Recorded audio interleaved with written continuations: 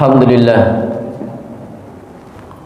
Alhamdulillahilladzi hadana li hadza wa ma kunna linahtadiya laula an hadanallah. Asyhadu an la ilaha illallah wa asyhadu anna Muhammadan abduhu wa rasuluhu wa la nabiyya ba'dah. Allahumma salli ala nabiyyikal mustafa Muhammadin sallallahu alaihi wasallam wa ala alihi wa ashabihi wa man tabi'ahum bi ihsanin ila yaumiddin, amma ba'd.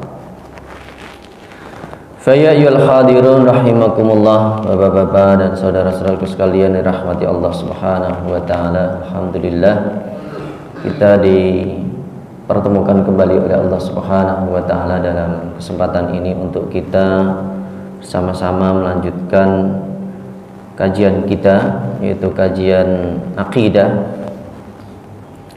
Dan sebelumnya kita sudah membahas tentang kesatuan akidah. Berikutnya kita akan bahas tentang cara Rasulullah Sallallahu Alaihi Wasallam menanamkan akidah kepada para sahabat dan umatnya. Sebagaimana kita ketahui bersama bahwa Rasulullah Sallallahu Alaihi Wasallam berdakwah dimulai ketika beliau masih di Makkah, yaitu selama 13 tahun. Rasulullah Sallallahu Alaihi Wasallam berdakwah di Makkah selama 13 tahun. Maka di situ nanti ada periode Makkiyah, ada periode Madaniyah. Nah, di Makkah ini yang ditanamkan oleh Rasulullah Sallallahu Alaihi Wasallam adalah akidah. Ya, berbeda nanti dengan di Madinah. Kalau Madinah itu sudah syariah yang ditanamkan. Maka ayat-ayatnya ini kalau kita pelajari, yang diturunkan oleh Allah di Makkah ini kebanyakan berkaitan dengan akidah.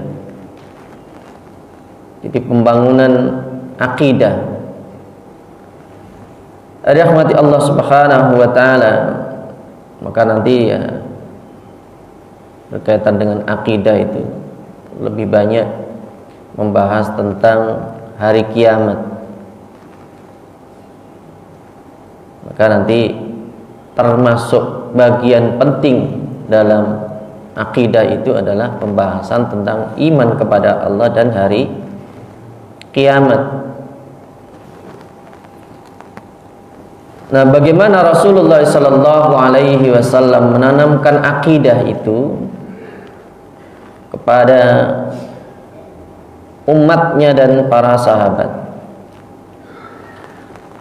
Nabi Sallallahu Alaihi Wasallam dalam mengajarkan atau di dalam menanamkan akidah di hati umatnya itu dengan cara yang sederhana sebenarnya.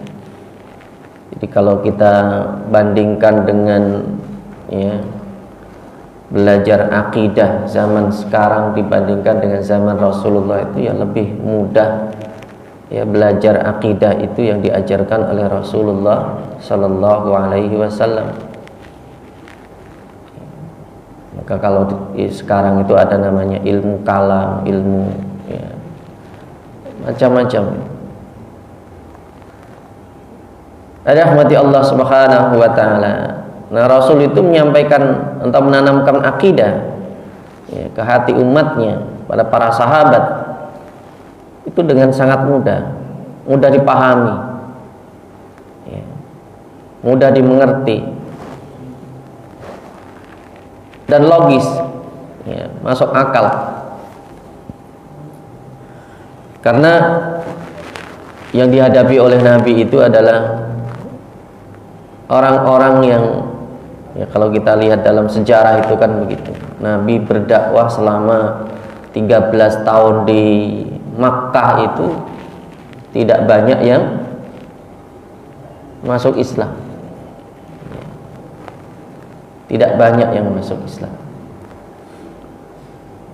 Sampai beliau harus hijrah ke Madinah. Begitu lama. Karena merubah keyakinan itu sulit. Keyakinan yang sebelumnya yang sudah tertanam ya, beratus-ratus tahun ya, untuk merubahnya itu membutuhkan waktu yang cukup lama. Itu maka dakwah Nabi itu berat termasuk. Namun demikian kalau kita lihat ya, dakwah Rasulullah Sallallahu Alaihi Wasallam itu termasuk ya, sukses atau berhasil ya, dalam waktu 22 tahun ya. Rasulullah Sallallahu Alaihi Wasallam ya sudah bisa menguasai ya, mengislamkan daerah ya, Makkah dan Madinah dan sekitarnya. Dari rahmati Allah Subhanahu wa taala. Nah, di antara yang ditanamkan oleh Rasulullah sallallahu alaihi wasallam kepada umatnya adalah berkaitan dengan syiar-syiar keislaman, syiar-syiar agama. Jadi yang dibentuk itu adalah lingkungan. Ya. Dibentuk itu adalah nuansanya. Juga ya, penjiwaan keberagamaan. Bagaimana orang itu ya, mampu menjiwai ya, keagamaannya. Ya, maka ini perlu ya, nilai-nilai Islam atau ajaran Islam itu benar-benar diterapkan, benar-benar diamalkan. Jadi ditumbuhkan sikap militan ya. Jangan sampai nanti ya, kalau pada zaman kita sekarang itu ya justru yang nuansa-nuansanya Islam itu, padahal ya zamannya bukan zaman jahiliyah lagi. Mayoritas kita misalnya di Indonesia mayoritas penduduknya muslim ya, tapi syiar-syiar keagamaan, militansi keagamaan itu berusaha digerus. Ada rahmati Allah Subhanahu wa taala. Jadi bagaimana umat ya pada zaman Rasulullah sallallahu alaihi wasallam itu dilatih oleh Rasulullah sallallahu alaihi wasallam untuk ya selalu peka dengan hal-hal yang sifatnya itu ghaibiyat. Karena iman ini kaitannya adalah berkaitan dengan sesuatu yang tidak terlihat, sesuatu yang gaib. Maka membangun iman itu ya, tadi tidak mudah. Perlu adanya tahapan-tahapan di dalam membangunnya. Juga Nabi Shallallahu Alaihi Wasallam ya memenuhi hati umatnya dan para sahabat itu dengan keimanan dan keyakinan yang kuat. Ya, menanamkan keyakinan dan keimanan yang kuat, keimanan yang tidak tergoyahkan.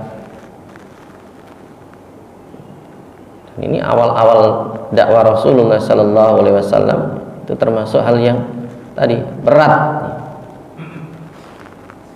karena merubah ya keyakinan yang sudah mendarah daging bagi mereka, ya, diubah dengan keyakinan, ya, baru dari rahmati Allah Subhanahu wa taala. Jadi dengan ditanamkannya keimanan dan keyakinan yang kuat itu, maka ya, mampu merubah, ya, Rasulullah Sallallahu Alaihi Wasallam mampu merubah, ya, orang-orang yang awalnya mereka itu, ya, tidak beriman, penyembah berhala, menjadi orang-orang yang beriman dan kuat akidahnya.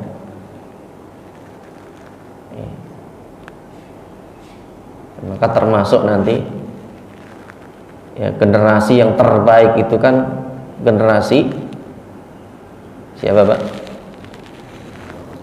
Generasi Rasulullah. Ya, bagaimana itu bisa dari, ya, ibaratnya, ya, dari nol menjadi, ya, orang-orang hebat seperti itu. Jadi Rasulullah Sallallahu Alaihi Wasallam mampu menanamkan akidah ke dalam hati umatnya dan para sahabat pada waktu itu, ya, sehingga mereka menjadi orang-orang yang terbaik, sehingga disebutkan tuh khairul quruni qarni, generasi yang terbaik itu adalah generasiku, kata Rasulullah.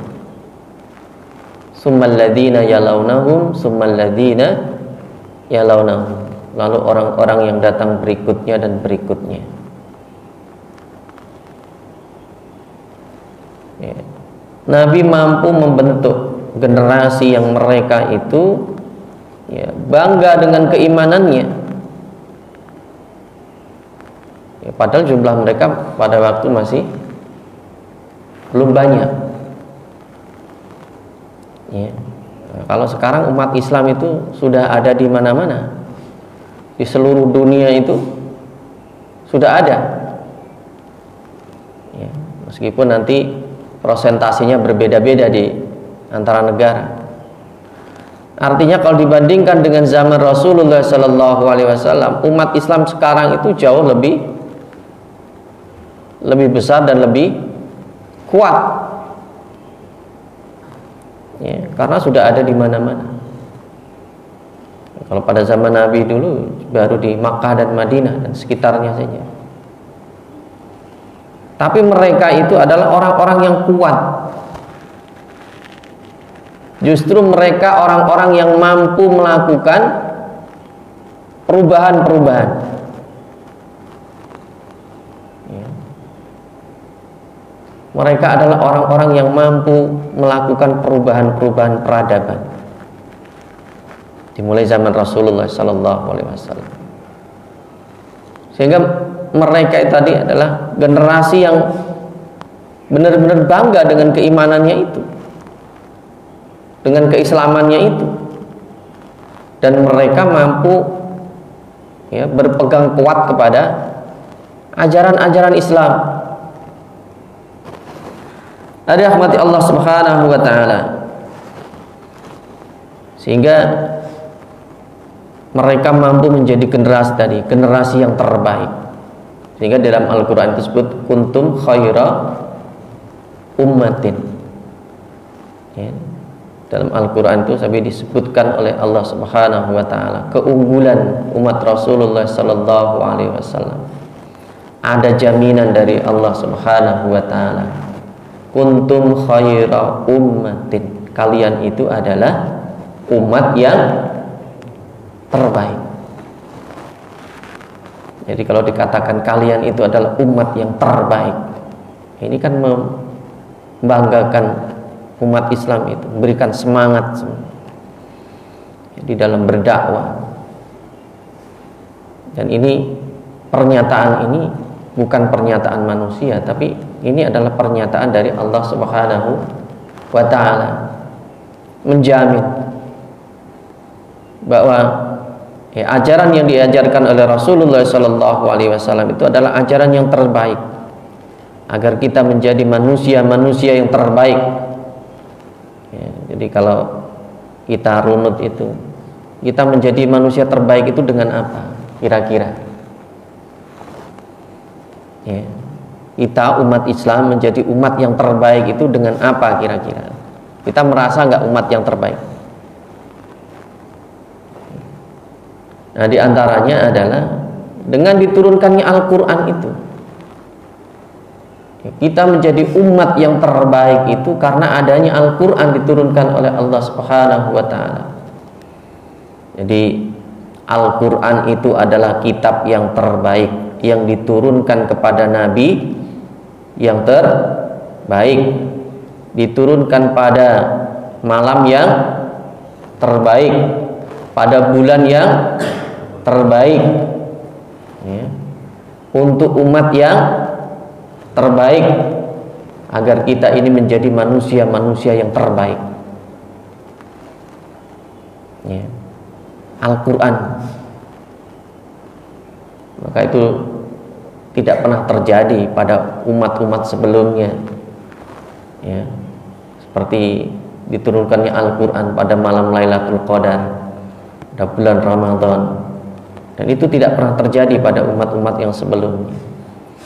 Rahmati Allah Subhanahu wa Ta'ala, kuntum khaira ummatin ukhrijat linnas, kalian itu adalah umat yang terbaik yang dihadirkan oleh Allah, yang dikeluarkan, yang dilahirkan, yang dihadirkan oleh Allah, linnas, untuk seluruh manusia. Ta'muruna bil ma'rufi wa tanhauna 'anil munkari wa tu'minuna billah. Ya, kita menjadi terbaik itu karena kita ada amar ma'ruf nahi munkar dan beriman kepada Allah. Jadi kita umat Rasulullah Sallallahu Alaihi Wasallam menjadi umat yang terbaik itu diantara alasannya adalah karena kita itu amar ma'ruf nahi munkar dan beriman kepada Allah. Ya, ini alasannya. Ya, karena iman itu. Karena iman itu dibandingkan apa saja dalam kehidupan dunia itu nggak ada bandingannya. Kalau orang itu sudah diberikan keimanan, maka keimanan itu nilainya adalah khairun minad dunya wa ma fiha. Keimanan itu nilainya lebih baik, jauh lebih baik dibandingkan dengan dunia seisinya. Ya, kalau dibeli ya ibaratnya mahal itu. Ya, iman itu harganya mahal. Maka kalau orang-orang dahulu itu disebutkan, sering diceritakan oleh Rasulullah, ada ya, orang yang ya, untuk mempertahankan keimanannya itu rela dia ditangkap musuhnya, ya, dibelah kepalanya, digergaji kepalanya, kemudian disisir dengan sisir besi, ya, sampai dagingnya itu jatuh ke tanah. Ya, itu untuk mempertahankan sesuatu yang ya, nyawa pun ya rela dikorbankan untuk menjaga keimanan. Nah, sampai memiliki keimanan yang seperti itu. Kalau kita sekarang kan nggak sampai begitu ya, ya, demi mempertahankan keimanan kita nggak sampai seperti itu. Rahmati Allah Subhanahu wa Ta'ala. Maka ini yang ditanamkan oleh Rasulullah Sallallahu Alaihi Wasallam. Nah, sampai suatu ketika Rasulullah Sallallahu Alaihi Wasallam, ini gambaran tentang ya, keimanan sahabat Rasulullah Sallallahu Alaihi Wasallam. Ada salah seorang sahabat Rasulullah Sallallahu Alaihi Wasallam bernama Al-Harits bin Malik. Ya. Ketika Rasulullah Sallallahu Alaihi Wasallam melewatinya, Rasulullah Sallallahu Alaihi Wasallam bertanya kepadanya. Ini sering dilakukan oleh Rasulullah Sallallahu Alaihi Wasallam untuk mengetahui sejauh mana ya, keimanan ya, para sahabat itu. Rasulullah Sallallahu Alaihi Wasallam bersabda, "Kaifa asbahta ya Harisa?" bagaimana kabarmu, keadaanmu pagi hari ini wahai Harisah? Maka kemudian Harisah menjawab, asbahtu mu'minan haqqan. Pagi ini aku telah menjadi orang yang benar-benar beriman. Orang yang benar-benar beriman. Maka nanti iman itu tidak hanya sekedar pengakuan saja. Asbahtu mu'minan haqqan.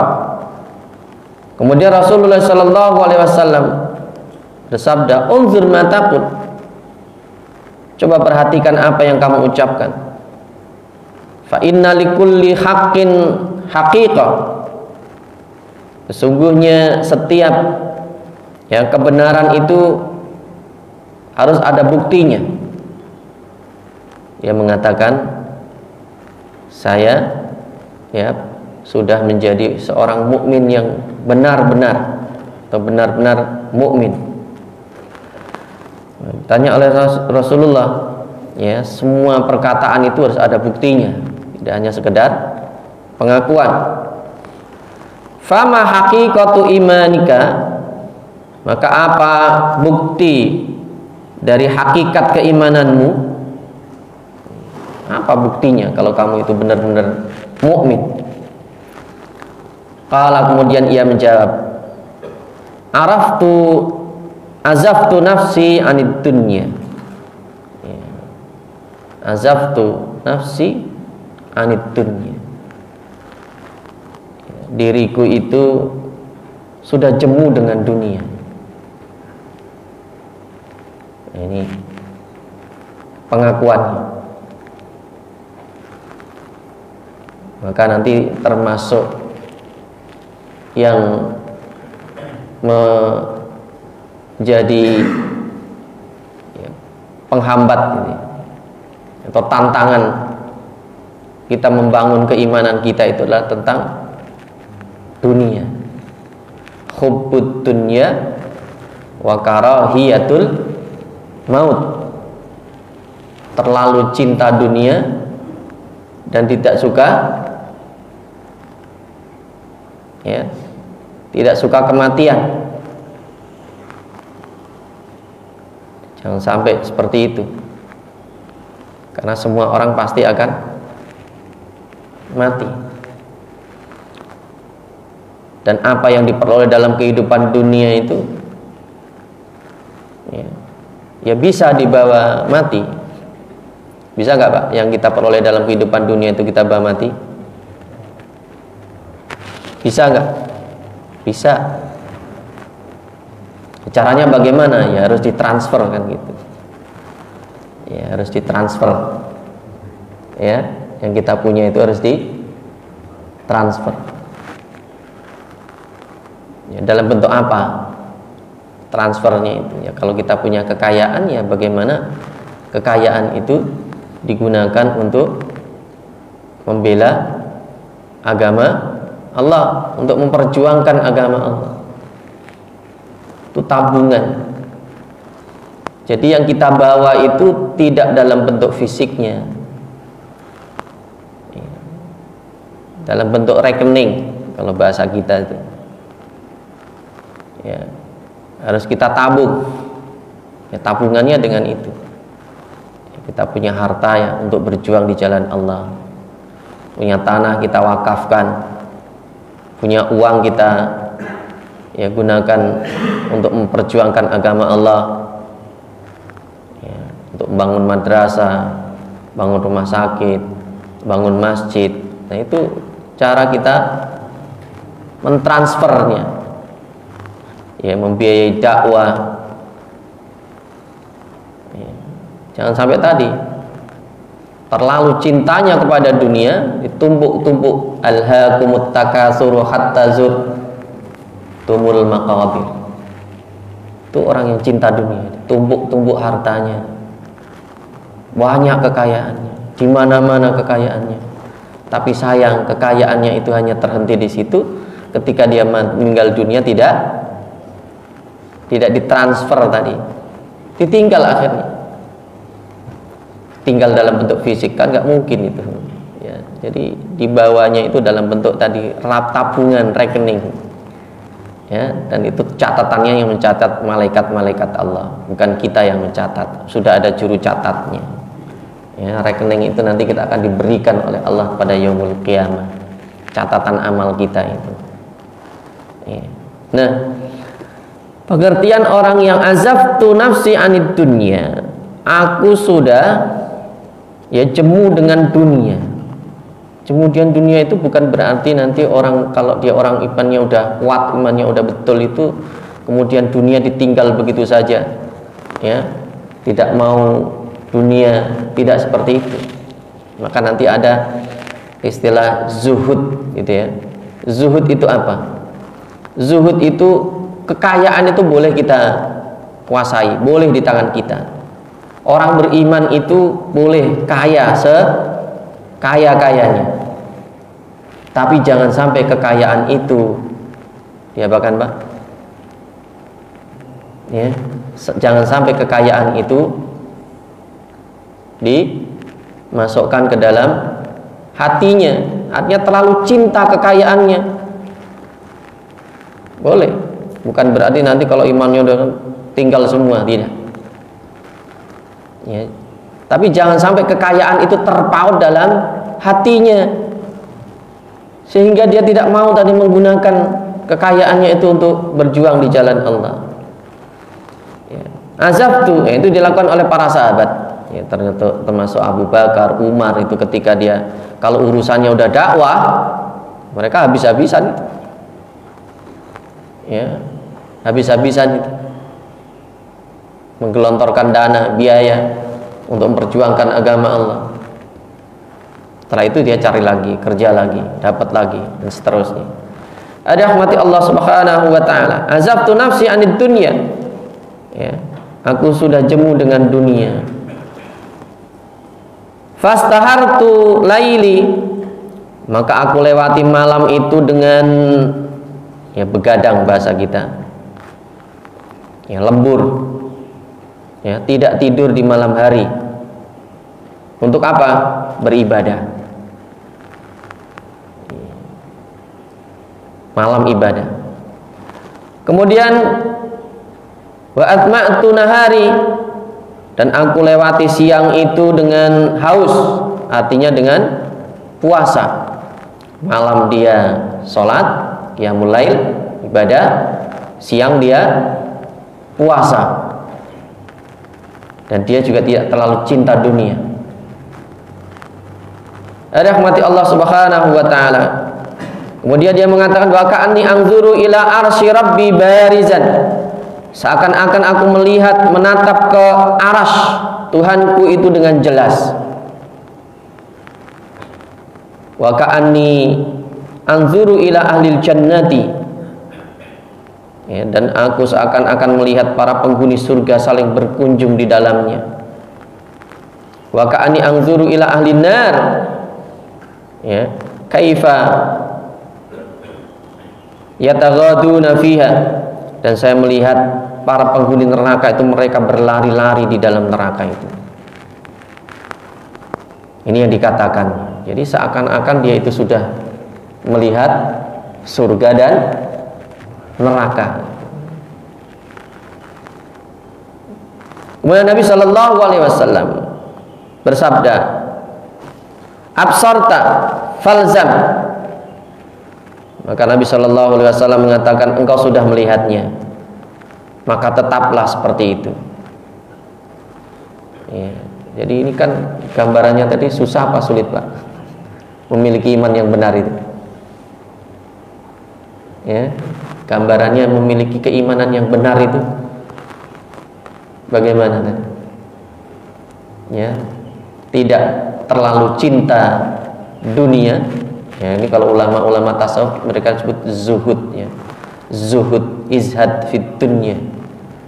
Ya, kita diperintahkan untuk zuhud dalam kehidupan dunia. Zuhud itu apa? Tadi, ya boleh kita menjadi orang beriman yang sekaya-kayanya, tapi jangan sampai kekayaan itu terpaut dalam hati. Ya. Artinya dunia boleh dikuasai, tapi jangan ditaruh di dalam hati. Ya. Boleh digenggam dunia. Dirahmati Allah Subhanahu wa taala. Ya. Yang kedua tadi adalah ya, ibadahnya diperkuat. Ya, ibadahnya diperkuat, ya salatnya, ya puasanya. Ya. Dirahmati Allah Subhanahu wa taala. Nah, itu yang berikutnya tadi ada ingat mati, ingat surga, ingat neraka. Jadi orientasinya adalah surga, jauhi neraka. Nah, ini insyaallah ya, keimanannya itu sudah betul dikatakan. Nah, itu iman yang betul ya seperti itu. Jadi tidak terlalu berbelit-belit gitu ya. Rahmati Allah Subhanahu wa taala. Nah, paling sedikit ada lima ya. 5 hal atau 5 landasan bagaimana Rasulullah Shallallahu Alaihi Wasallam itu menanamkan akidah ya kepada para sahabat dan umat Islam. Di antaranya yang pertama adalah Rasulullah Shallallahu Alaihi Wasallam itu menanamkan kalimat tauhid. Yang menanamkan kalimat tauhid, yaitu la ilaha illallah. Karena ini akidah para nabi itu ya la ilaha illallah ini. Ya. Apa maknanya la ilaha illallah? Bahwa tidak ada yang berhak disembah selain hanya Allah.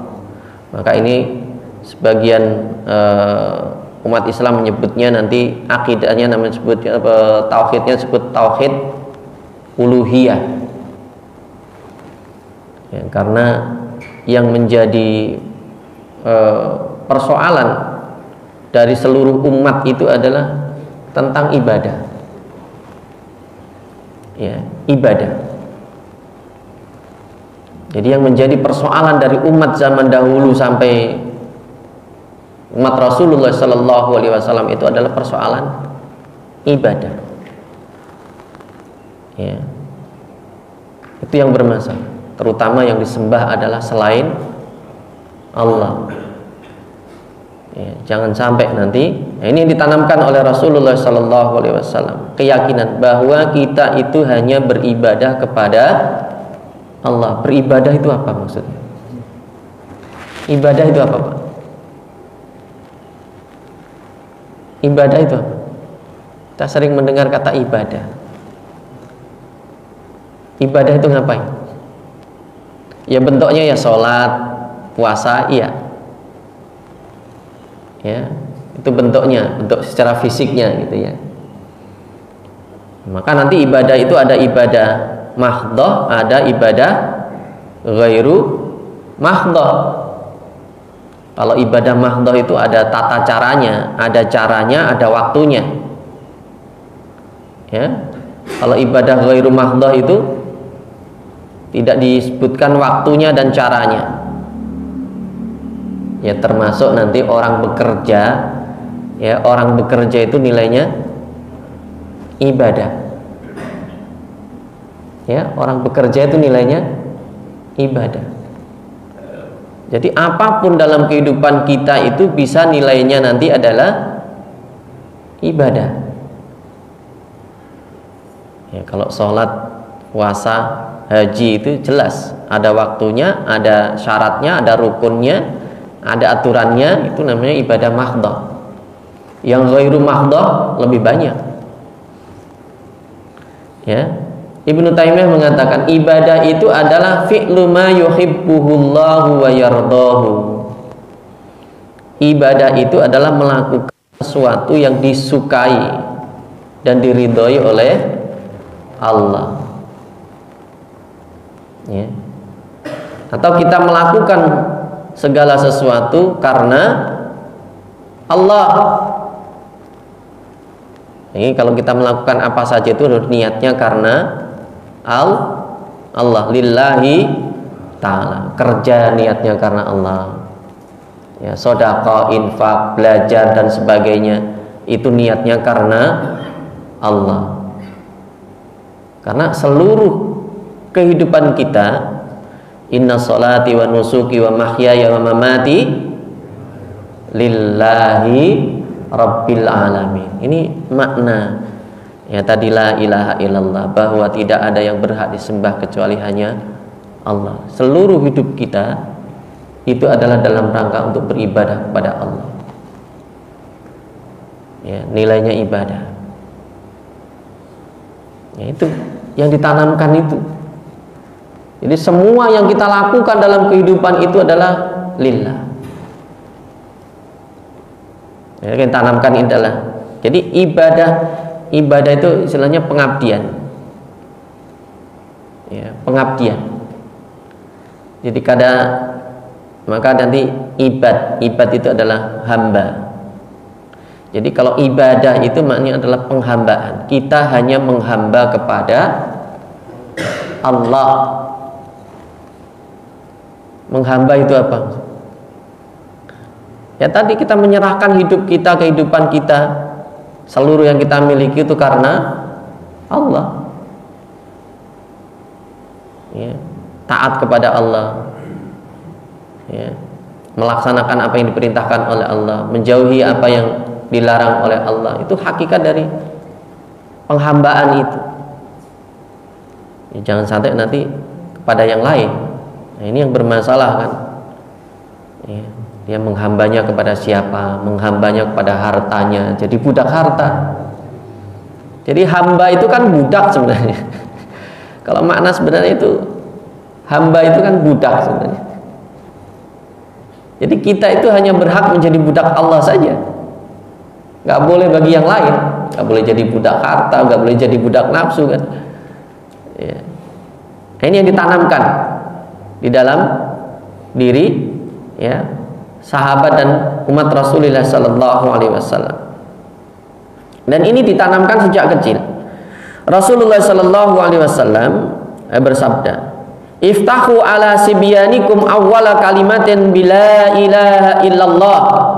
Mulailah, ajarkanlah ya kepada anak-anak kalian itu yaitu kalimat la ilaha illallah. Ya, begitu anak lahir kita apakan, Pak? Diazankan. Dikenalkan dengan Allah. Jadi begitu lahir itu yang dikenalkan adalah Allah. Allah Akbar, Allah Akbar. Asyhadu an la ilaha illallah dan seterusnya. Itu yang diajarkan pertama kali yang ia dengar begitu dia lahir. Ya. Begitu juga ya, walakinuhum indal mauti la ilaha illallah. Talkinlah ketika mereka itu meninggal dunia. Manusia lahir disambut dengan azan, ketika dia menjelang kematian ditalkin. Ya, orang syakaratul maut menjelang ajalnya, itu yang dilatih, yang dibimbing adalah la ilaha illallah. Ya, ini yang ditanamkan ya, ke dalam ya, jiwa umat Rasulullah sallallahu alaihi wasallam dan para sahabat. Itu yang diperintahkan oleh Rasulullah sallallahu alaihi wasallam. Ya, mulailah ya, ajarkan kalimat la ilaha illallah kepada anak-anak kalian sebagai kalimat yang pertama diucapkan. Dan tuntunlah ya, tuntunlah talqin ya. Tuntunlah mereka mengucapkan la ilaha illallah ketika menjelang kematian. Nah, ini yang diperintahkan oleh Rasulullah sallallahu alaihi wasallam. Yang pertama itu. Ya. Yang kedua, menanamkan cinta kepada Allah dan merasa selalu dipantau oleh Allah Subhanahu wa taala. Jadi yang ditanamkan oleh Rasulullah sallallahu alaihi wasallam ya kepada umatnya adalah bagaimana dalam kehidupan itu kita mampu merasakan bahwa kita itu setiap saat, dimanapun, kapanpun, dalam keadaan apapun, itu selalu diawasi oleh Allah. Ya. Itu kita bisa nggak menghadirkan seperti itu? Jadi dalam keadaan apapun kita itu merasa diawasi, dipantau oleh Allah, dilihat oleh Allah. Maka Rasulullah Shallallahu Alaihi Wasallam bersabda kepada Ibnu Abbas, ketika itu Ibnu Abbas masih kecil, masih umur, masih disebutnya bocah. Bocah itu gulam itu masih di bawah 15 tahun, ya, masih kecil. Rasulullah Shallallahu Alaihi Wasallam bersabda, ya gulam, inni u'allimuka kalimat. Wahai bocah, ya, wahai anak, inni u'allimuka kalimat. Sesungguhnya aku akan mengajarimu beberapa kata. Fahfadhunna, maka hafalkanlah. Ya. Diajarkan beberapa kata. Yang pertama, ihfadillaha yahfadka. Jagalah Allah, maka Allah akan menjagamu. Bagaimana cara menjaga Allah? Yaitu menjaga syariat-syariat Allah, menjaga ajaran Allah, menjaga ibadahnya kepada Allah. Ya, Allah nggak butuh dijaga. Yang dijaga itu adalah tadi, ya, syariatnya, ajarannya, ibadah. Ya, jagalah Allah, maka Allah akan menjagamu. Ya, kalau kamu menjaga Allah, maka Allah akan menjagamu. Jaga agama Allah. Ini ditanamkan oleh Rasulullah. Ihfadillah tajidhu tijahaka. Jagalah Allah, maka engkau akan temukan Allah itu ada di hadapan. Maksudnya di hadapan kita itu seperti apa? Ya, apakah Allah berdiri di depan kita? Apakah Allah itu duduk di depan kita? Ya, maksudnya adalah kita akan mendapatkan, menjumpai, ya, kebesaran Allah Subhanahu wa ta'ala, kebesaran karunia-Nya, kebesaran nikmat-Nya, ya, penjagaan Allah. Ya, kita dijaga oleh malaikat-malaikat Allah. Ya, pengawal kita itu kan, setiap manusia kan dikasih pengawal oleh Allah.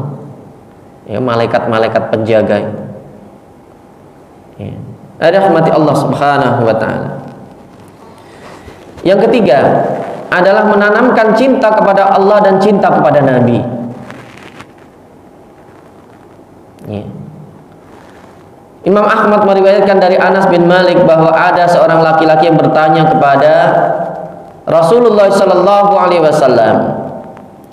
Ada seseorang yang bertanya kepada Rasulullah, yaitu tentang apa? Mata sa'atu. Ya, dia bertanya kepada Rasulullah, wahai Rasulullah, kapan itu kiamat? Ya, kapan kiamat? Qala, kemudian Nabi bersabda, wa ma a'datta laha. Apa yang sudah kamu persiapkan untuk kiamat? Kalau nanyanya kiamat, kamu udah siap? Ya. Qala, kemudian dia mengatakan, qala hubbullahi wa rasulihi. Yang aku persiapkan itu adalah cinta Allah dan Rasulnya. Ya, ini ditanamkan oleh Rasul, cinta Allah dan Rasul. Ya, maka cintanya kepada Allah itu harus di atas segalanya. Ya, contohkan, kalau contoh yang lainnya dalam cerita Nabi apa? Nabi Ibrahim dan keluarganya. Contohkan oleh Nabi Ibrahim dan keluarganya. Bagaimana cintanya Nabi Ibrahim itu kepada Allah mampu mengalahkan cintanya kepada keluarganya, pada anaknya. Sehingga ketika dia diperintahkan oleh Allah untuk menyembelih anaknya, dilakukan. Ya. Itu untuk menguji seberapa besar cintanya kepada Allah dibandingkan dengan keluarga. Diuji oleh Allah. Ya. cinta kepada Allah dan Rasulnya. Jadi melakukan apa saja. Ya tadi hakikat penghambaan itu adalah kita itu menghamba kepada Allah, ya, mengabdi kepada Allah, cinta kepada Allah dan Rasulnya. Qala anta ma'aman ahbabta. Kemudian Nabi bersabda, kamu akan bersama dengan orang-orang yang kamu cintai. Maksudnya Allah dan Rasulnya. Jadi kalau kita cinta kepada Allah dan Rasulnya, maka Allah dan Rasulnya bersama kita. Dirahmati Allah Subhanahu wa ta'ala, ya. Dalam hadis yang diberikan oleh Anas bin Malik, bahwa Rasulullah Shallallahu Alaihi Wasallam bersabda, la yu'minu ahadukum, tidak dianggap sempurna iman salah seorang di antara kita, hatta akuna ahabba ilaihi, sampai aku itu lebih dicintai olehnya, min waladihi wa walidihi wan nasi ajmain, dibandingkan dengan cintanya kepada anaknya, dibandingkan cintanya kepada orang tuanya, wan nasi ajmain, dan orang-orang secara keseluruhan, ya. Jadi baru dianggap sempurna keimanan kita itu kalau cinta kita kepada Rasulullah di atas cinta kepada anak, kepada orang tua, dan orang-orang yang lain. Suatu ketika Rasulullah Shallallahu Alaihi Wasallam, ya, bertemu dengan Umar bin Khattab. Kemudian Umar bin Khattab berkata, qala ya Rasulullah, la anta ahabbu ilayya min kulli syai'in illa min nafsi. Umar mengatakan, ya Rasulullah, engkau itu adalah yang paling saya cintai dibandingkan dengan segala sesuatu kecuali diriku sendiri. Maksudnya, ya, cintanya kepada Rasulullah itu dibandingkan segala sesuatu itu lebih mengutamakan cintanya kepada Rasulullah. Tapi kalau dibandingkan dia cintanya kepada dirinya sendiri, cintanya kepada Rasulullah itu nomor 2. Gitu. Faqala walladzi nafsi biyadihi hatta akuna ahabba ilaika min nafsika. Kemudian Nabi mengatakan, demi zat yang jiwaku itu berada di dalam kekuasaannya, berada dalam tangannya, dalam genggamannya, ya, hatta akuna ahabba ilaika, sampai aku itu, ya, kamu cintai melebihi dirimu.